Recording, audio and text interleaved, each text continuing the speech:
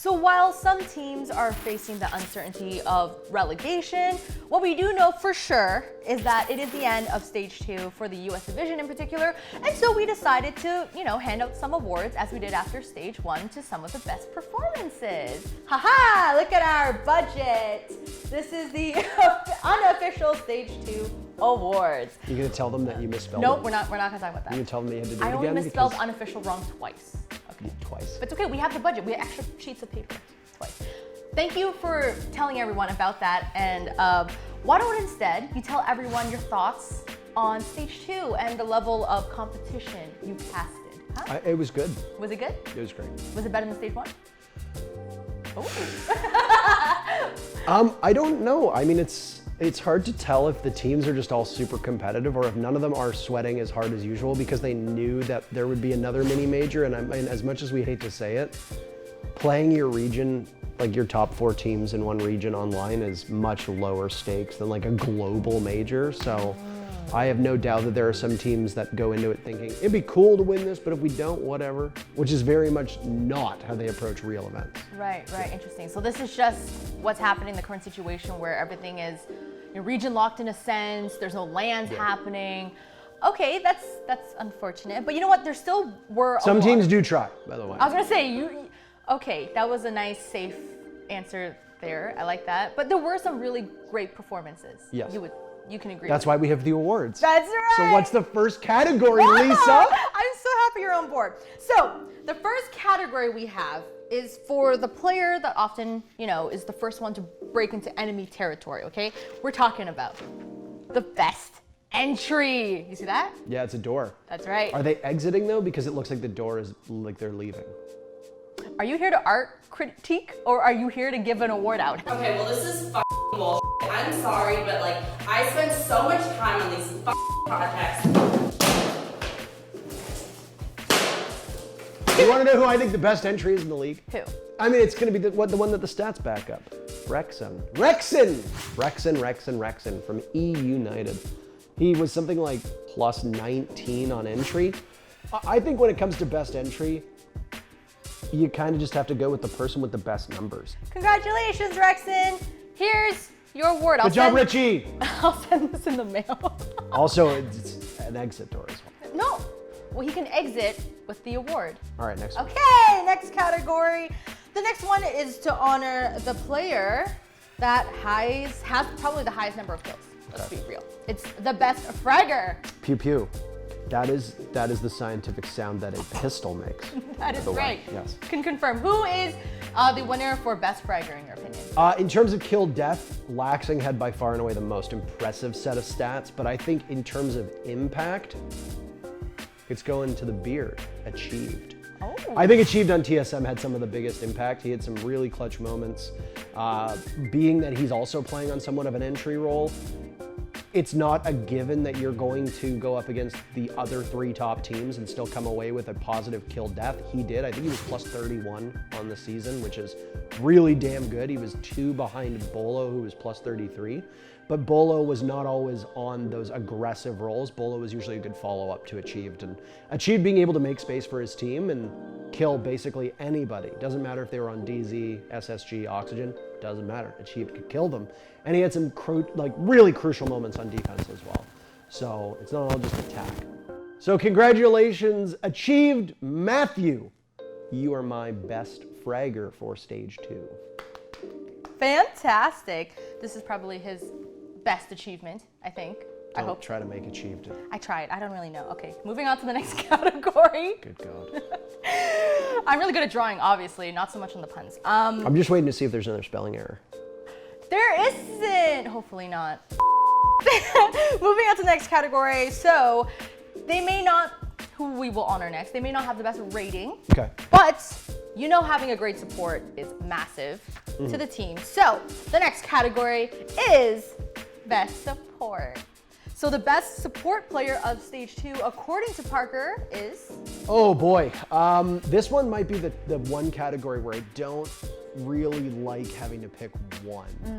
They're both former teammates, and I think that they both excelled in different ways. It's gonna come down to Canadian versus Geo, and when you look at the stats, Canadian had more plants, Geo had one more clutch than Canadian. Geo had a higher cost than Canadian. Their rating was the same. Geo had more kills than Canadians. His entry was a little better than Canadian. I'm gonna give the smallest edge to Geo, but honestly, they both deserve it, so break the trophy in half and give them half each. All right, I'll do a copy of this and I'll send it to both. They both deserve it, in my opinion. I got you guys. That's fantastic. So Geo and Canadian sharing an award for best support. Yes. That's cool. They shared a team at one point, and now they share an award. And I hope that's all they shared. Moving on to the next category. Help. So players that often learn the fastest and adapt the fastest are often successful. Okay. So for this next category, we'll go to, I'm really embarrassed with this one, most improved player. Most improved player. So thinking, I guess, from stage 1 to stage 2, who do you think improved the most? So I'm gonna come out here and I'm gonna say Shuttle. And the reason why I'm gonna say Shuttle is that Shuttle wasn't terrible in stage 1, he was okay. He's always been a really good player. He's very quiet, he flies under the radar. Every single team that he's been on, he's usually been the one that's had the lowest profile, I would say. When DG cut Nyx and picked up J90 instead, there was a leadership vacuum, there was an experience vacuum on that team, and when you have a team that's 3 young players, you know, Reed is relatively inexperienced, NJR is inexperienced, you know, or inexperienced than J90 is as well, J90. It leaves you with Retro, who has tons of experience but is relatively quiet, and you have Shuttle, who's been on some really volatile teams.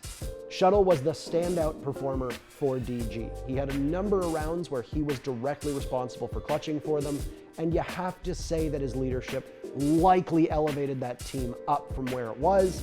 It wasn't so much that they needed to replace Nyx's skills in-game, because Nyx was their second best player statistically during stage 1 after NJR. Shuttle was statistically their best player in stage 2. He's a good player. It's not like he's a newbie who's terrible and he just had a great season, but I'm gonna say he definitely was the best improved player, in my opinion, in comparison to their team. Opportunity opened up and he stepped up this stage. That's true, he did. See, I summarized your thoughts very well there, right? Thank you. I got you. Why- I got you. Why did I say all that when she could have just said that? I could have just said one line, you know? Yeah. This is why we're a good match, though. They just cut half of what you say in the editing process, and I sum it up. There you go. Good job, Shuttle. Because I'm paid by the word. That's true. So stop talking, okay? Let's move on to the next category. Nothing gets hearts pounding more than a good clutch. There's been a lot of good plays, a lot of clutches this stage, so this one's a tough one. So if you're looking at who statistically had the most clutches, which I think does really matter here, as they are the clutch master, we like to call Bosco the clutch minister. He didn't have the greatest season for clutches. There were 4 players that had 6 clutches apiece. Shuttle, who we just talked about, Grixer on E United, Chala on TSM, and Laxing on Oxygen. And I'm going to go out on a limb here and I'm going to say Laxing is the most significant of all of them. His clutches in particular are flashy. He plays a style that we always have to talk about because it is very unorthodox. He's playing more with the team now because I think his team requires it, because they unfortunately have bio underperforming in terms of kills, and you need somebody to kind of fill that in and not gamble on Laxing being off on his own. But the fact that Laxing can fly under the radar for 2.5 minutes, still come back to site and clutch a 1v4 or even the 1v5 that he clutched on Cafe, to me, his were the most significant, and he deserves the award. So congratulations, Gabe Laxing, you are the clutch master. So this next category is to honor, of course, from the outside perspective, who you think made the most impact on the team as a coach, or of course the team. There's analysts involved, not just the coach, but the entire staff. So is there a team that you feel had a really good coach or support staff at this stage? Yeah, I mean, I'm going to give it to BC and Dark Zero. I think that's kind of a no-brainer. Since the major, DZ have been what I think a lot of people would argue is overperforming. DZ has to do really well at this major and then continue on for the rest of the, I would say until SI or SI onward, to be able to prove that they are a bona fide top team. They exist in the shadow of SSG and TSM in terms of fan support. They exist in the shadow in terms of results as well. You know, I think it speaks for DZ that they are as beloved as they are and get hyped up as much, and all they've won was the mini major, that's it.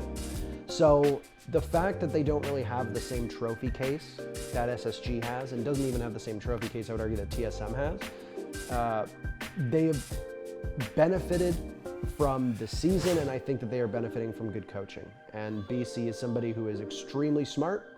I would argue he's got one of the best brains in the entire game, and I think he's doing a great job.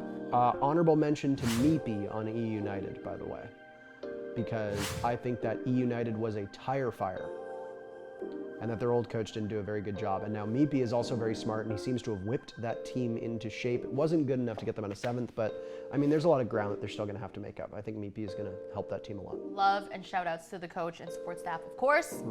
Now we're coming down to our most coveted awards of the night. Best caster. Well, we don't have to. I will accept the award on my own behalf. We already knew Blue was the best. We already gave him a shout out last episode. Okay. So I already sent him the award for that one. I quit. Maybe after this awards though, okay? Let's just finish this let's one. wrap this segment. So the next award goes to the best series of the stage. We had a lot of good matches. Right.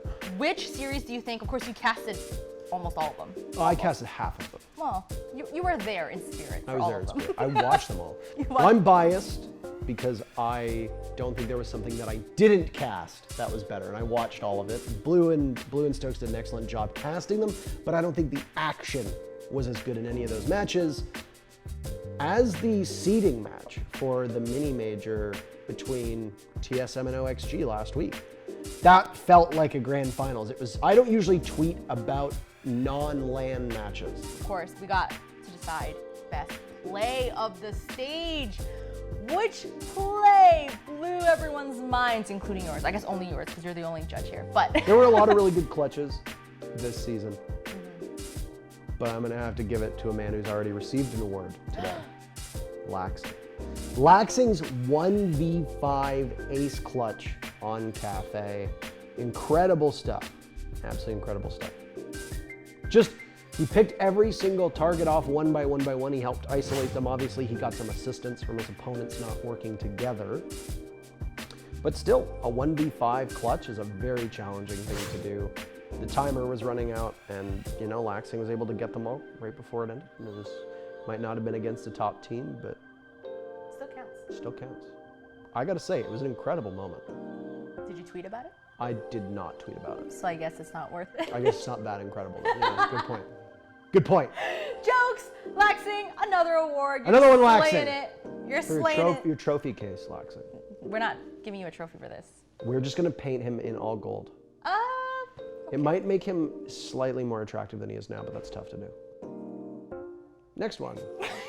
Okay, we're down to the final award of the night. The biggest honor one could ever have. Bam! MVP of Stage 2. Who is your pick for the most valuable player of Stage 2? I think the MVP is going to need to go to somebody on Dark Zero because they finished first. A lot of good players on that team, but to me the standout was Skies. He was basically, I would say basically flawless in every role they put him on. On defense, he was playing a lot of smoke. He was playing a lot of terrible roles on defense. On attack, he was playing gritty roles. He was playing aggressive roles. He was still coming out on top. They've kind of let Skies be Skies on that team again, and he's flourishing, and so is the rest of them. There you have it. The MVP of Stage 2, according to Parker, and Parker Alex. Only, Yeah, Skies. is Skies. Congratulations, Alex. Congratulations. There you have it. Congratulations to all the winners of our very unofficial Stage 2 for the Super US official. Division. Super official. You see these? Suck Hello? it, Siege GG. My awards now. Congratulations to all those winners. You'll hear from our department. We'll be sending you these. You get the sheet of paper torn very crudely. I will fold them nice. Don't even fold it, just tear it and then just mail it as is. Put a stamp on it.